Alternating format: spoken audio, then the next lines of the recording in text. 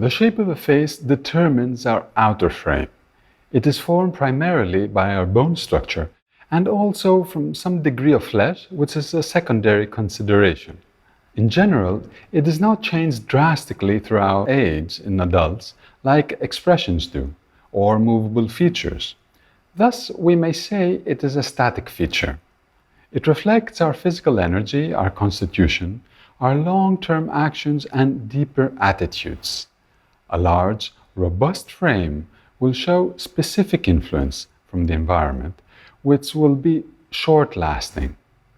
On the other hand, an elliptical, a fragile frame, will show a tendency to be influenced in depth by the environment. And that influence will be long-lasting, the effect.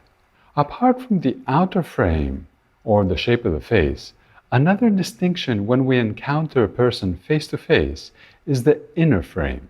It is an imaginary triangle defined by our sensory receptors, eyes, nose, and mouth, and it reveals our immediate responses and social behavior. We can determine extroversion or introversion depending on the expansion, the development, or the contraction, the inhibition of each feature. Another cue is tonality, tension, or passivity. The tonality of our features, whether they have an upward or downward slope in relaxed position, is key to defining our temperament. The relation between our outer frame and our inner frame can indicate characteristics such as stability or vulnerability, rigidity versus adaptability, if one is a transmitter or a receiver, if one is a leader or a follower. So let us see some examples.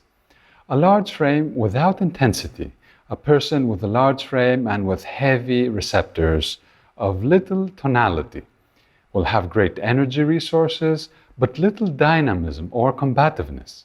This will be a tireless worker, calm and steady. Now let's see a fragile frame yet with intensity, a person with a narrower frame but with sensors that have intensity and tonality. He will exhibit dynamic behavior but with fluctuations due to the modified energy resources and with little resilience to long-term actions. Now let us examine what identical receptors on both large and elliptical frame faces will demonstrate. In this example, we can see the inner frame of a sensitive type, the same tonality definition of features with a slight contraction, receptors with sensitivity. Now, if we clone this inner frame and place it on two entirely different face shapes, what happens? On a large, robust outer frame, here we have a combination of the stability and long-term activity from the robust face shape, with the sensitivity of the inner frame. The result, showing specific influence.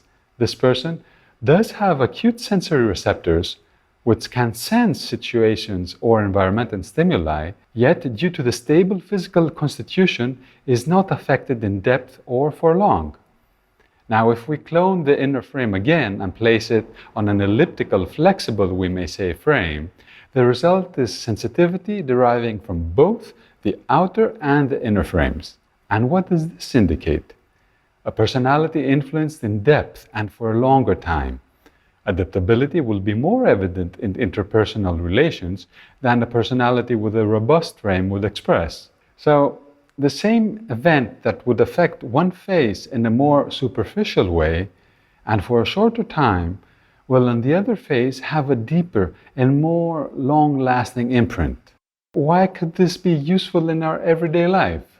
If we start noticing these distinctions, we can expand our perception and pattern recognition skills. It can help us better communicate with our teams, with our clients, with our family, having an insight on how each personality type is affected. We can deliver our own message in a way that will have a greater impact for each type. Thanks for watching.